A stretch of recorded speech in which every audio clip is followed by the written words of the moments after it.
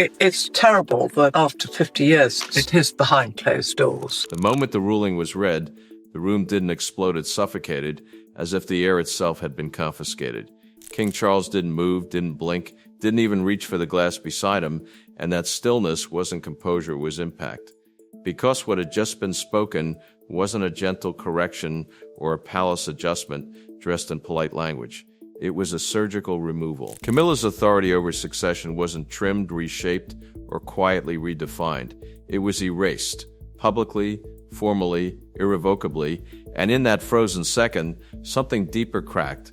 Because this wasn't just about a queen consort losing influence.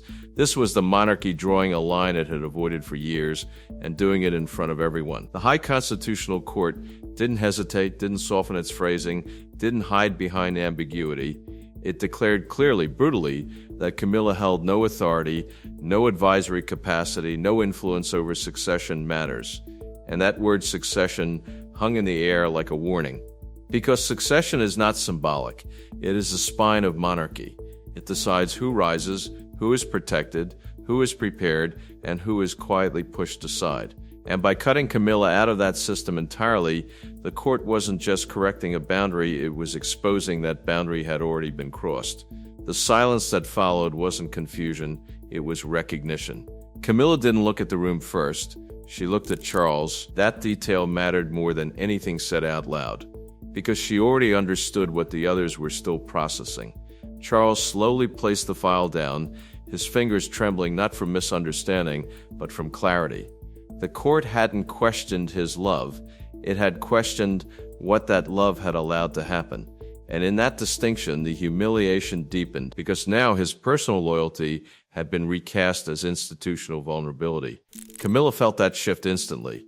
She was still queen consort, still beside him, still crowned. But suddenly there was a subject she could not touch.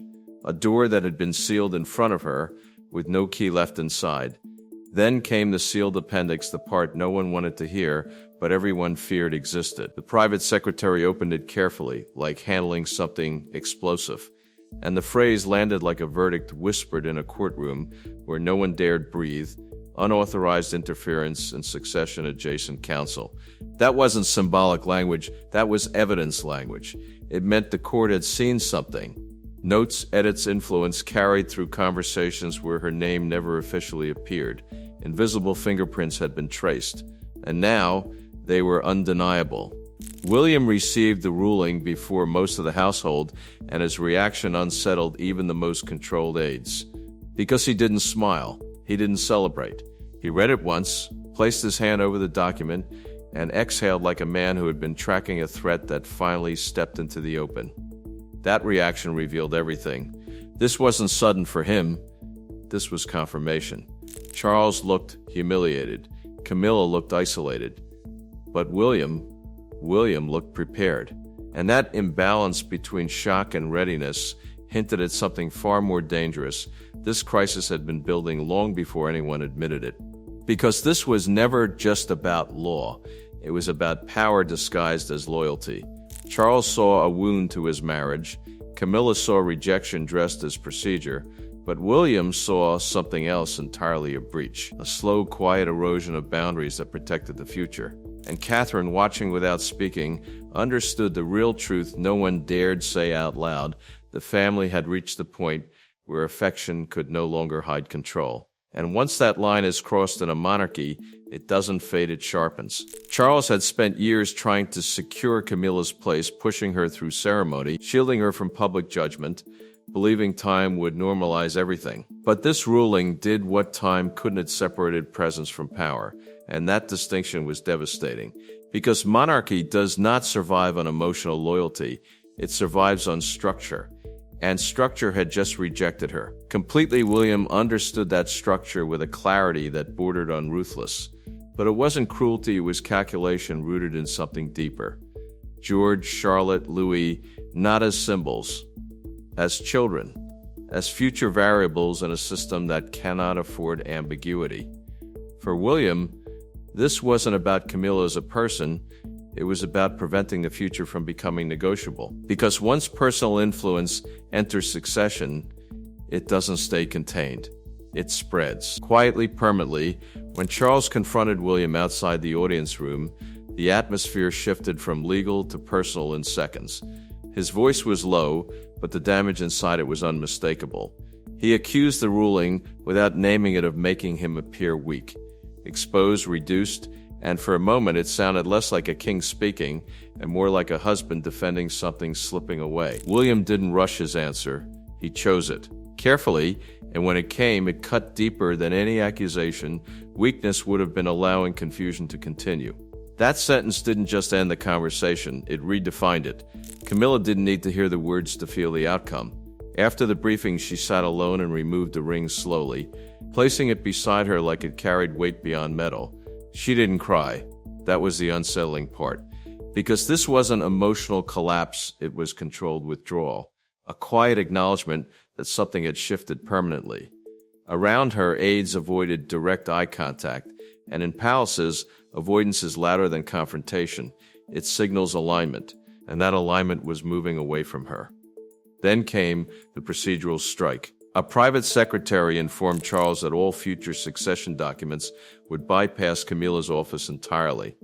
Not temporarily, not conditionally, permanently. That wasn't symbolic exclusion, it was operational removal, a locked door built inside his own reign. And Charles understood instantly this wasn't something he could quietly reverse later.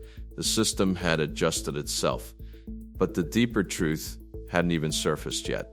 Because this crisis didn't begin in a courtroom, it began earlier on a rain-darkened evening inside Clarence's house. A private succession memorandum was brought into a room it should never have entered. By morning, it had changed. Subtly, but enough. One added phrase, one shift in tone, and suddenly the boundary between advisory presence and constitutional influence blurred. William noticed immediately, not emotionally, mechanically, because that's how you detect intrusion in systems built on precision. The original draft had been clean, controlled, restricted to sovereign authority, direct heir involvement, and designated constitutional officers. Safe language, protected language. But the revised version introduced something else, something small, but dangerous. The Queen's advisory perspective. Just words. But words that opened a door. And once that door exists even slightly, it cannot be trusted to stay closed. Catherine read it twice before speaking. That hesitation wasn't uncertainty, it was recognition. Because she understood what William understood instantly, this wasn't about one phrase. It was about proximity to power. And proximity, once established, grows quietly until it reshapes the entire structure. Charles dismissed it as courtesy, harmless, a gesture. But William saw the cost hidden inside that explanation, because courtesy in monarchy, when placed near succession, becomes leverage, and leverage becomes influence, and influence left unchecked becomes control. The evidence that followed destroyed any possibility of denial. Handwritten notes from that dinner matched the altered memorandum. The timeline placed the change after the discussion, not before. Not officially, informally, and that distinction was everything. Because it proved the influence didn't come through the system, it came around it. By the time the court examined it, the damage was already embedded. And when William finally confronted Charles about that night, the argument didn't stay contained. It broke. Openly, emotionally, irreversibly, because this wasn't just about a document anymore, it was about trust. And once trust fractures inside a monarchy, it doesn't quietly heal, it reshapes everything around it. And as that realization settled, one truth began to surface beneath all the legal language, all the procedural shifts, all the control statements. This wasn't the end of the conflict. It was the moment it finally became visible. The confrontation inside Buckingham Palace did not end when the voices fell silent. It simply changed shape.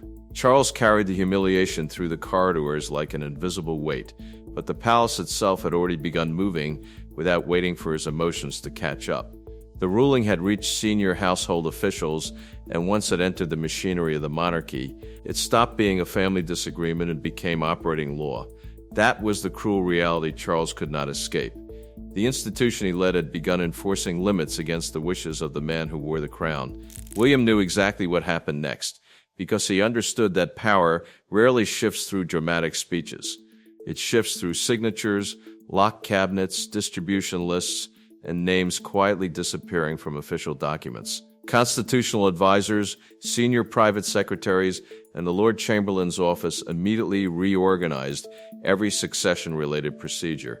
Every paper concerning future accession planning, guardianship language, heir preparation, and constitutional protocol was reviewed. Every route that had once passed near Camilla's household was redirected. It happened almost silently, but the silence made it even more devastating. Then came the moment no palace insider would ever forget. A senior courtier paused over a distribution list where Camilla's office had appeared for months without question. One click removed her name forever. It was such a small administrative action that no newspaper would ever print it, yet everyone in that room understood they were witnessing history. Influence had not been reduced. It had been disconnected. Charles quietly asked whether at least part of the old arrangement could remain for dignity's sake. The answer arrived with devastating calm. Dignity now depended upon complete compliance with the court's ruling. Procedure had defeated personal loyalty. The consequences became painfully public when Camilla arrived for a succession-adjacent household briefing she had previously attended without hesitation. She walked toward the meeting carrying herself with practiced confidence, only to find an aide standing respectfully at the entrance. He bowed politely before explaining that the meeting had been reclassified and that she no longer had authorization to enter. For several agonizing seconds, nobody moved. Camilla simply stared at the closed door. That was the instant the ruling stopped being words on paper. It became reality. The palace itself had begun treating her differently. Outside Buckingham Palace, however, the crisis had already escaped the walls. Cameras lined the gates while headlines transformed a private constitutional battle into a national spectacle. The palace issued careful statements about respecting legal procedure and maintaining the Queen Consort's public dignity, but the public understood the message beneath the polished language. Camilla had not merely lost influence, she had been formally separated from the one area of royal life where influence mattered most. Charles signed the final internal declaration, confirming complete compliance with the ruling. His hand remained steady, but everyone present understood the true cost of that signature. Camilla retained her title, her place beside the king, and her public duties.